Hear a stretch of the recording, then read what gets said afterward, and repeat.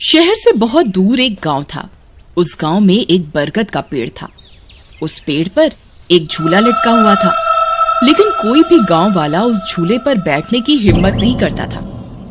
एक दिन घसीटा और उसकी पत्नी निर्मला सो रहे होते हैं। तभी उन्हें खिड़की से किसी के रोने की आवाज आती है। इस वजह से घसीटा की नींद खुल जाती है। अरे ये कौन है? हे भगवान, लगता है ये आवाज उसी बरगद के पेड़ की तरफ से आ रही है। अरे निर्मला, जल्दी उठो, देखो ना, आज फिर से वही रोने की आवाज आ रही है। हे भगवान, ये रोने की आवाज तो उसी झूले की तरफ से आ रही है। तुम डरो नहीं, मैं अभी देखता हूँ। फिर घसीटा खिड़की की तरफ जाता है तो उसकी आंखें फटी की फटी रह जाती हैं। उसे झूले पर एक औरत दिखाई देती है। उसने सफेद रंग की साड़ी पहनी होती है और रो रही होती है। अरे निर्मला, जल्दी यहाँ आओ, देखो झूले पर कोई बैठा हुआ है। फिर निर्मला भी जल्दी से खिड़की की ओर जाती है और उस औरत को देखने लगती है। अजी, ये वही चुड़ैल तो नहीं जिसने इस झूले पर अपना कब्जा कर रखा है? तुम्हारा दिमाग खराब तो नहीं हो गया? वो सिर्फ एक औरत है। अजी, भला रात के 2 बजे कौन पेड़ के नीचे झूला झूलता है? अब तुम रुको, मैं अभी बाहर जाकर देखता हूँ। अरे रुको रुको, तुम्हारा दिमाग खराब तो नहीं हो गया जो खुद मौत के मुंह में मरने के लिए जाना चाहते हो? मैं आपको कहीं नहीं जाने दूंगी। तभी वह चुड़ैल अचानक से गायब हो जाती है। ये सब देखकर वे दोनों डर जाते हैं। अरे मर गए रे, ये तो गायब हो गई। मैंने आपसे कहा था ना जी, ये कोई आम औरत नहीं है। तुम सही कहती हो निर्मला, इस झूले में जरूर कोई गड़बड़ है, तभी कोई गांव वाला इसके आसपास जाने में भी डरता है।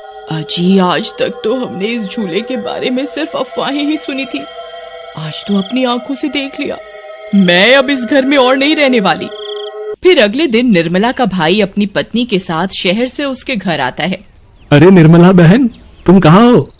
अरे भाई, तुम आज तुम्हें अपनी बहन की याद कैसे आ गई? बस ऐसे ही, बहुत दिन हो गए थे तो मैंने सोचा अपनी प्यारी बहन से मिल लूं आज। फिर वे लोग पूरा दिन हंसी मजाक करके बिता देते हैं। और फिर रात होने पर, बबलू भाई, तुम नीलू के साथ इस कमरे में सो जाओ, हम साथ वाले कमरे में सो जाते हैं। और हाँ, तुम्हें किसी चीज की जरूरत हो तो मुझे बता देना। फिर इतना बोलकर निर्मला अपने कमरे में सोने के लिए चली जाती है। फिर कुछ देर के बाद नीलू की नजर खिड़की के बाहर उस झूले पर पड़ती है। अजी, इधर आइए, वो देखिए, वो पेड़ के नीचे एक झूला लगा हुआ है। हमारे शहर में तो ऐसा कहीं देखने को नहीं मिलता। चलिए ना, मेरा बहुत मन है झूला झूलने का, चलिए ना। अरे रुको रुको, अभी तो रात हो गई है, सुबह होते ही झूल लेना, अभी सो जाओ। फिर इतना बोलकर बबलू सोने चला जाता है, लेकिन नीलू उसी झूले को देखती रहती है। अजी सुनिए ना, चलिए ना, मेरा बहुत मन है। लेकिन बबलू नीलू की बात को अनसुना कर देता है और सो जाता है। फिर नीलू सोचती है, अरे ये झूला तो एकदम घर के पीछे ही है, मैं खुद ही चली जाती हूँ। फिर इतना सोचकर नीलू घर से अकेले ही निकल पड़ती है और सीधा उस झूले के पास पहुंच जाती है। अरे वाह, जैसा मैंने सोचा था ये तो बिल्कुल वैसा ही निकला। आज तो मजा ही आ गया। फिर नीलू उस झूले पर बैठ जाती है और झूला झूलने लगती है और गाना गाने लगती है। पंछी बनूं उड़ती फिरूं मस्त गगन में, आज मैं आजाद हूँ दुनिया के चमन में।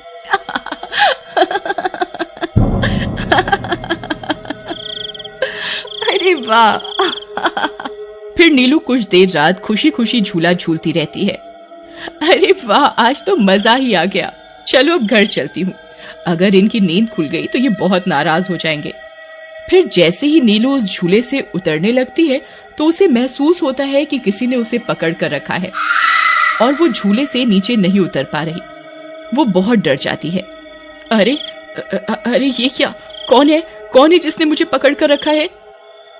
वो इधर उधर देखती है लेकिन उसे कोई दिखाई नहीं देता। अरे मर गई रे, मैं इस झूले से क्यों नहीं उतर पा रही? बचाओ बचाओ, कोई है? अजी सुनते हो, मेरी मदद करो। तभी नीलू की आवाज सुनकर बबलू की नींद खुल जाती है। निर्मला और घसीटा भी उठ जाते हैं और भागते हुए बबलू के पास आते हैं। अरे बबलू, ये तो नीलू की आवाज थी ना, वो कहाँ है? तभी घसीटा की नजर उस झूले पर पड़ती है। उसे नीलू उस पेड़ के नीचे पड़ी हुई दिखाई देती है। हे भगवान, ये क्या अनर्थ हो गया? नीलू उस झूले के पास कैसे चली गई? फिर वे तीनों भागते हुए उस झूले के पास जाते हैं। उन्हें नीलू वहां बेहोश पड़ी हुई मिलती है। हे भगवान, ये तुम्हें क्या हो गया नीलू? नीलू, तुम्हें यहाँ नहीं आना चाहिए था। हे भगवान, अब क्या होगा? फिर वे सब लोग वापस अपने घर